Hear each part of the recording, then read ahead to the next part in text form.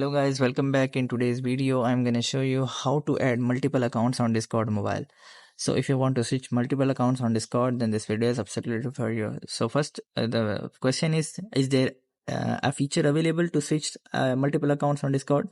The answer is no, there is no any feature available, but we guys can do some alternative steps. The alternative step is you have to just simply go to your profile by just tapping on below right corner, by just tapping on your profile. After tapping on your profile, you have to just simply click on top right corner of settings. So after clicking on settings, now you have to just simply scroll down. You will be able to see the logout option. So you have to just simply click on logout.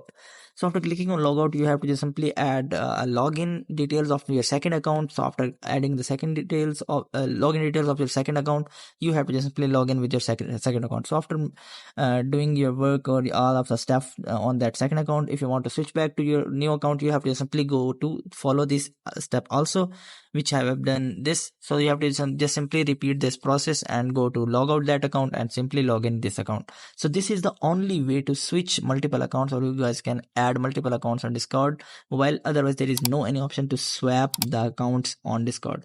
So I hope this method find you well. Do like, share, subscribe. Thank you so much. Bye bye.